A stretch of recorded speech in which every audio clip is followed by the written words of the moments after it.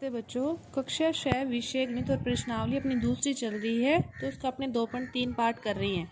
देखो 2.3 का जो पहला क्वेश्चन है वो क्या दे रखा है, आपसे पूछ रहा है कि इन निम्न में से कौन सा जो ऑप्शन है जिसमें शून्य नहीं आएगा, जिसका उत्तर।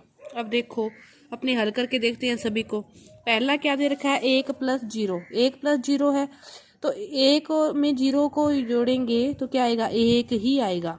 0 को 0 से गुना करोगे तो 0 आएगा। 0 में किसी का भी भाग दें तो क्या आता है, 0 आता है। अब 10 में से 10 गए तो 0 बटा में 2, फिर वही बात 0 में किसी का भी भाग दें क्या आएगा, 0 आएगा। अब इन सभी का उत्तर तो क्या आ रहा है, 0 आ रहा है। किसका उत्तर 0 नहीं आ रहा, 1 + 0 का। तो इसका उत्तर क्या हो गया, 1 + 0। दूसरा क्वेश्चन वो क्या कह रहा है भी, कोई भी दो पूर्ण संख्याएं हैं, भी दो पूर्ण संख्याएं हैं और उनका जो गुणनफल है ना, गुणा करते हैं दो पूर्ण संख्याओं का तो 0 आता है। क्या कह रहा है, समझो क्वेश्चन को कि दो पूर्ण संख्याओं का गुणा करते हैं तो उत्तर 0 आता है। तो फिर क्या हो सकता है कि जहाँ तो दोनों ही 0 हो, जहाँ तो दोनों जो पूर्ण संख्याएं हैं वो 0 हो, या फिर एक 0 हो। कौन सा पॉसिबल है कि दोनों 0 जरूरी है या एक 0 जरूरी है। तो अपने उदाहरण लेके समझते हैं कि 0 को किसी भी संख्या से गुणा करें तो क्या आता है, 0 ही आता है। चाहे वो कितनी भी बड़ी है, 1000 है, लाख है, करोड़ है, 0 को किसी से भी गुणा करते हैं ना तो उत्तर क्या आता है, 0 ही आता है। तो एक भी 0 हो सकती है, लेकिन 0 को यदि 0 से भी करते हैं तो भी उत्तर क्या आता है, 0 आता है। तो जब दो पूर्ण संख्याओं का गुणनफल 0 है तो वो दोनों भी 0 हो सकती है और एक तो 0 हो ही सकती है, एक तो होनी चाहिए, दोनों भी हो सकती है। तो उसका उत्तर क्या आएगा, 0 आएगा।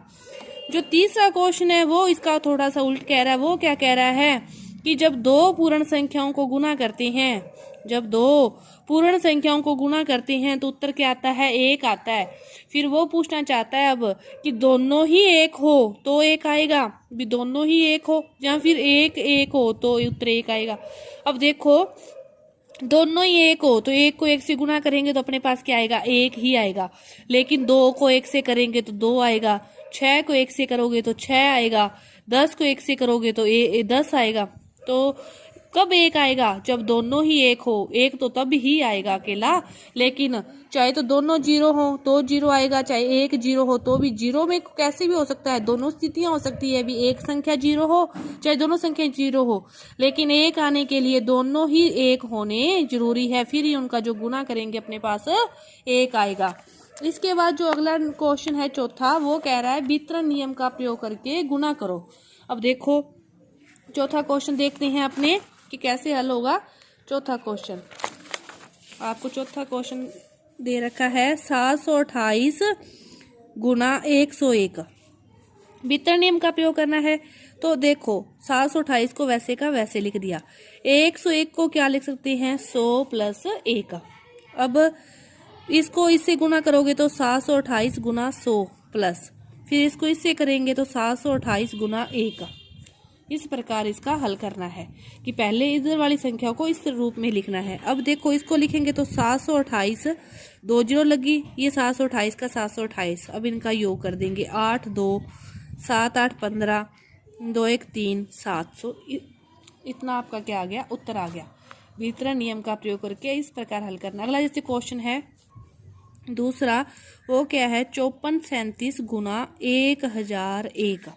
तो इसको कैसे हल करोगे, 54 37 का 54 37 गुना 1001 को क्या लिख सकते हो, 1000 + 1। अब देखो 54 37 को गुना करेंगे 1000 से, प्लस 54 37 को गुना करेंगे, इसको इससे भी करना है, इसको इससे भी करना है, फिर इसको 1000 से किया तो इसके साथ 3 0 आ गई। इधर 54 37 का 54 37 को 1 से करते हैं तो वही संख्या आ जाती है।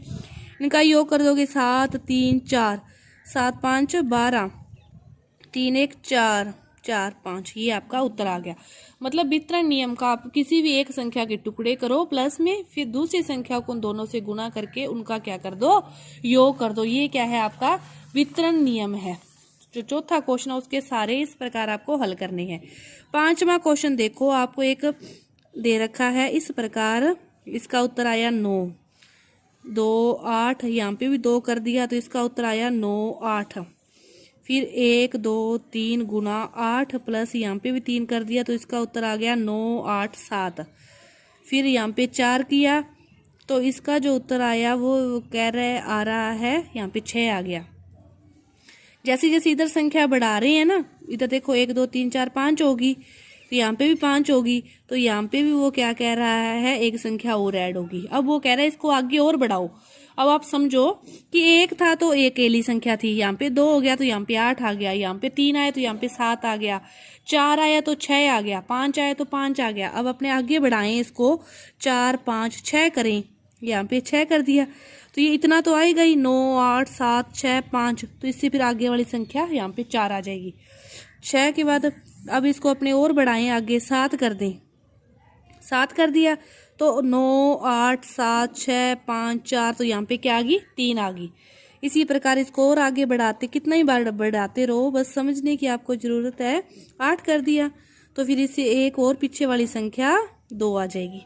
फिर अकेला 9 था, फिर 9 8 हुई, फिर 7 आ गया, 6 आ गया, 5 आ गया, फिर 4, फिर 3 2। तो इस प्रकार ये पैटर्न आप कितना भी आगे बढ़ा सकते हो। ये था आपका 5वां क्वेश्चन। तो ये आपकी जो दूसरी जो प्रश्नावली थी ये पूरी हुई। धन्यवाद।